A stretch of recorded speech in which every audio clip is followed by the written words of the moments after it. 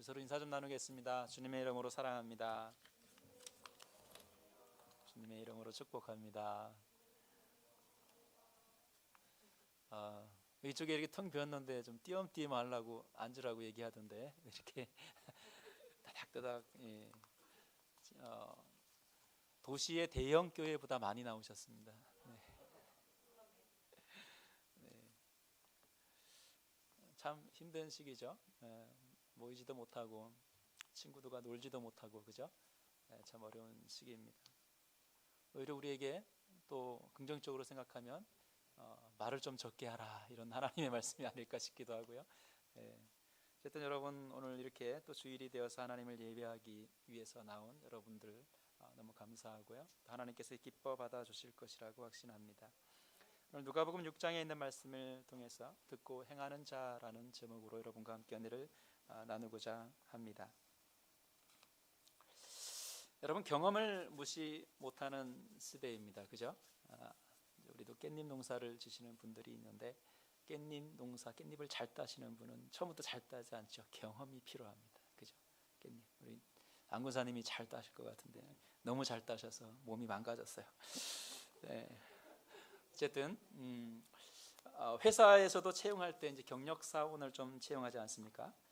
신입 사원을 채용하면 월급을 적게 주어도 되겠지만 그만큼 일의 능률이 오르기까지 시간이 많이 걸립니다. 그래서 전문직일수록 경력 사원을 모집해서 일의 능률을 올리고 또 단기간에 어떤 결과물을 낼 수 있는 사람을 채용하기도 합니다. 장기간 같은 업종의 일을 해왔기 때문에 그만큼 믿을 수 있는 사람들이기 때문입니다. 신입사원과는 좀 차원이 틀리죠. 신앙도 마찬가지인 것 같습니다. 신앙생활을 오래 한 사람이 어떨 때는 지금 막 시작한 사람보다도 못해 보이는 경우가 있습니다. 저 사람 신앙생활을 오래 했는데 왜 지금 신앙생활 열심히 하는 사람들보다 못할까? 또 이런 얘기들을 할 때가 있습니다. 그러나 위기가 다가오면 묵묵히 신앙생활을 해온 사람들과 또 불일 듯 일어나서 신앙의 사람으로 확 살아가려고 하는 그런 사람하고는 좀 확연히 차이가 나는 모습들을 좀 볼 수가 있습니다. 믿음이 경력이 될 수는 없지만 신앙의 걸음이 느리다가 할지라도 묵묵히 그 길을 걸어온 사람들은 참 좀 다르다, 이런 생각을 해봅니다. 우리가 흔히 말하는 모태신앙의 사람이라고 말하는 사람들이 비난을 받는 경우가 종종 있습니다. 부모가 신앙이 좋으면 뭐합니까? 당신이 지금 하는 행동은 신앙인의 모습이 아닙니다, 라는 비난을 받기도 합니다. 어쩌면 이들을 대하는 신앙의 기준을 처음 시작한 신앙인과 기준점을 다르게 잡았을지 모르겠습니다. 만약에 처음 시작하는 사람을 1이라는 기준점으로 본다면 꾸준히 신앙생활을 해온 사람은 5의 기준을 두기 때문에 5의 기준보다 못한 3과 4 정도에 있으면 1보다 분명히 높은데도 불구하고 이들이 더 믿음이 없는 사람으로 보일지 모른다는 것입니다. 우리의 신앙도 산전수전 겪는 신앙의 연륜이 필요한 듯합니다. 수없이 많은 비난을 감내하고 때론 실패와 좌절과 낭망을 통과해서야 그 외로움의 긴 터널을 지나야 조금 더 튼튼하게 서가는 것이 우리의 신앙인 것 같습니다. 어찌 보면 예수님도 당대의 신앙이라면 2등 하라면 서운할 정도로 정직한 삶을 살아가는 바리새인과 사두개인들의 삶을 비판하지만 그들이 행하고 있는 믿음의 행동에 대해서는 5의 기준으로 보신 것이 아닐까 하는 생각을 해보았습니다. 물론 이것은 제 생각이고 예수님의 본연의 의도와는 좀 다릅니다. 일부 바리새인들과 사두개인들이 신앙의 형식만 추구하는 못된 사람들로 비추어지지만 그들은 어찌되었든 예수님을 부인하긴 했지만 구약의 말씀을 삶으로 신앙생활 속에서 실천하며 살아갔던 사람들은 분명합니다.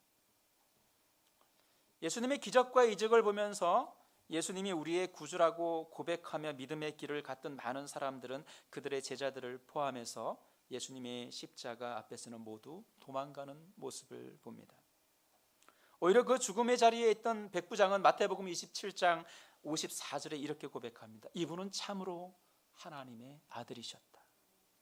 마가복음 15장 39절에 같은 내용이 나옵니다. 예수님을 마주보고 서 있던 백부장이 예수께서 이렇게 숨을 거두시는 것을 보고 말하였다. 이 사람은 참으로 하나님의 아들이셨다.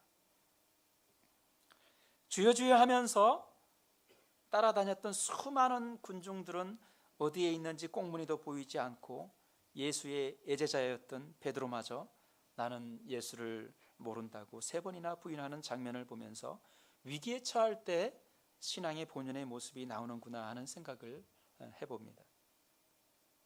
우리가 예수님의 말씀을 받았지만 그 말씀대로 실천하지 않고 나의 입맛에만 맞는 말씀만 찾아서 살아간다면 신앙의 편식장애가 되지 않을까 하는 그런 우려가 있습니다. 교회를 비판하는 많은 사람들은 종교에 중독된 사람들이라고 말하기도 합니다. 역사적으로 볼 때 종교를 비판했던 사람도 있습니다. 여러분 잘 아시는 칼 마르크스는 종교는 인민의 아편이다라는 말을 통해서 사회주의를 이루고자 했던 사람들에게 종교가 사람들을 비현실적인 성향으로 이끌기에 유해하다고 결론을 내렸습니다. 이번 사태를 보면서 점점 보이지 않는 교회의 압박이 느껴집니다. 강압적이지는 않지만 수없이 많은 사람들이 하나님 앞에 예배하고 기도하고 찬양하는 것이 종교에 중독된 자들처럼 비치고 있지 않나 하는 생각을 해봅니다. 물론 이유는 분명합니다. 사태가 사태인지라 그렇습니다. 그러나 우리가 그러한 원인의 제공자인 것처럼 해석되어지는 것은 옳지 않다고 생각을 합니다. 오늘 예수님은 주여 주여 하면서 어찌하여 내 말하는 것을 행하지 아니하느냐라고 말씀하십니다. 평소에는 예수님을 믿는다고 수없이 많은 고백을 하고 모든 것을 내려놓을 것 같이 말하지만 실질적으로 그들은 그들의 이익에 따라 주님의 이름을 불렀습니다. 좀 더 심하게 비유하면 주님 나에게 주실 것이 좀 없습니까? 나를 좀 이 아픔에서 낫게 할 수 없습니까? 나에게 주님 권력의 한 자리를 줄 수 없습니까? 자신의 욕심을 위해 주님을 부르는 소리에 어쩌면 예수님은 화가 났는지도 모릅니다. 내게 나와 내 말을 듣고 행하는 자라야 누구와 같은 것을 너희에게 보이리라 라는 조건을 달아 말씀하십니다. 내게 나와. 우리는 주님 앞에 나와야 합니다. 자신의 생각과 이성을 통하여 고집을 부리며 자기를 부인할 줄 모르는 사람은 주님께 나아오기가 힘듭니다. 우리의 모든 고집과 아집을 버리고 주님 앞에 나와 우리의 죄를 자복하고 주님의 말씀을 들을 준비를 해야 합니다. 내 말을 듣고 이제 주님의 말을 들어야 합니다. 예수님이 무슨 말씀을 하시는지 우리는 들어야 합니다. 그 말씀을 제대로 듣지 못하기 때문에 우리는 우리의 생각대로 행합니다. 사사시대에 하나님의 말씀을 듣지 못하니까 자기의 생각에 좋은 대로 사람들이 행했다라고 성경은 기록하고 있습니다. 우리의 기준은 하나님의 말씀입니다. 이틀이 무너지면 말씀이 내 삶을 살게 하는 것이 아니라 내 경험과 내 지식이 나를 살게 합니다. 자기를 부인하지 못합니다. 마태복음 16장 24절에 누구든지 나를 따라오려거든 자기를 부인하고 자기 십자가를 지고 나를 따라오라라고 말씀하십니다. 자기 부인이 없는 신앙 고백은 어쩌면 교만일지 모릅니다. 자신의 생각에 하나님의 말씀을 맞추려는 어리석은 사람입니다. 우리는 하나님의 말씀이 기준이 되어야 합니다. 그래서 말씀을 들어야 합니다. 그렇게 말씀으로 세워진 사람을 예수님은 반석 위에 집을 지은 사람과 같다고 말합니다. 집을 짓되 깊이 파고 주추를 반석 위에 놓은 사람과 같으니 큰 물이 나서 탕류가 그 집에 부딪히되 잘 지었기 때문에 능히 요동하지 못하게 하였거니와. 오늘 본문에 이렇게 말합니다. 반석 위에 세운 집은 기초가 튼튼합니다. 여러분 교회의 사택은 반석 위에 짓지 않았습니다. 아주 허름하게 지었습니다.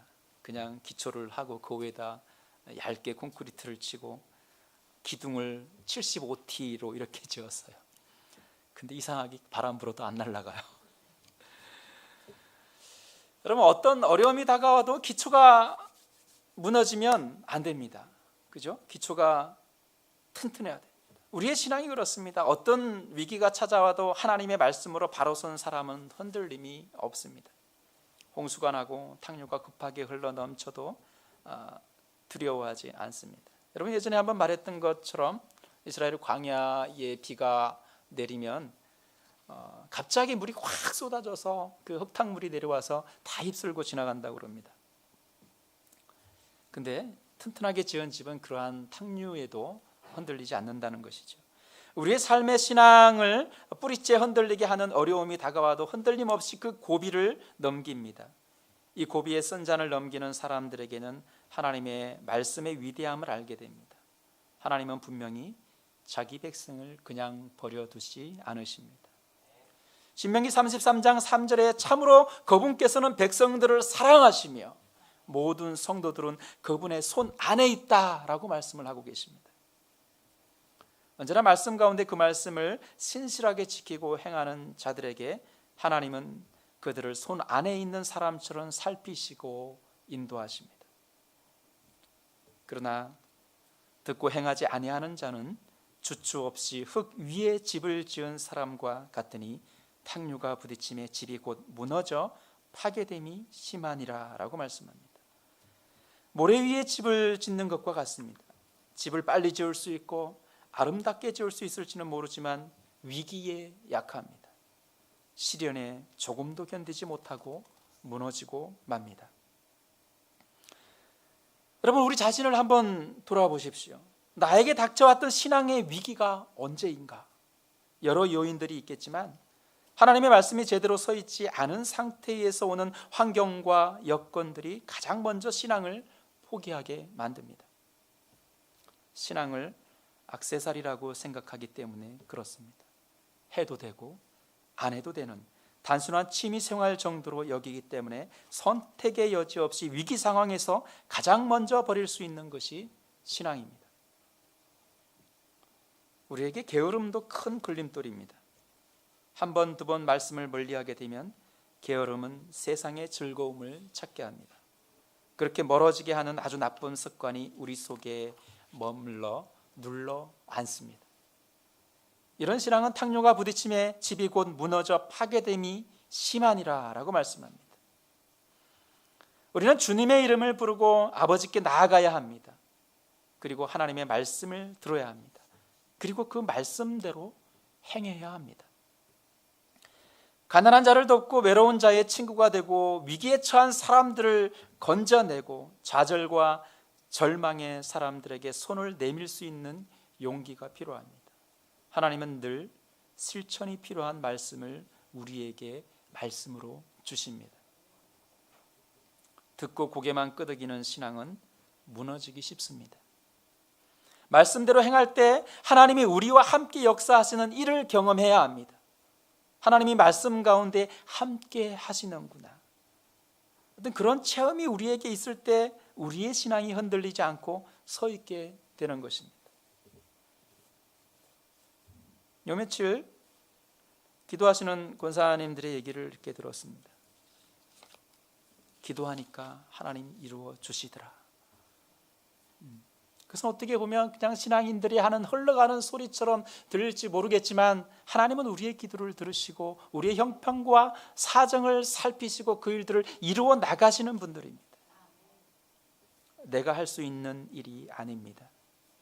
말씀이 나를 이끌고 갑니다. 그 말씀에 순종하며 일어서야 합니다. 우리 모두 주님의 말씀을 듣고 끝나는 사람들이 아니라 말씀을 통하여 행하는 삶을 사는 믿음의 신앙인이 되도록 함께 기도하고 함께 격려하고 함께 동참하는 우리가 되어야 합니다. 여러분, 어려운 시기입니다. 다들 모이지 말라고 얘기합니다. 여러분, 모이지 마십시오. 코로나 걸릴지 모릅니다. 그러나 우리가 모이는 이유는 하나님을 찬양하기 위해서 모이는 것입니다. 여러분, 다 할 수 있습니다. 이렇게 여러분 일일이 나와서 모이지 않아도 집에서 영상으로 또 여러 가지 제가 설교를 잘 못하지 않습니까? 아주 유명한 목사님들의 설교를 링크 걸어서 들으면 참 은혜롭습니다. 그러나 하나님은 우리 가운데 함께 하시고 우리와 함께 호흡하시고 우리와 함께 동행하는 삶의 모습들을 통해서 하나님 이루어 가시는 모습을 우리가 경험하며 나아가야 합니다.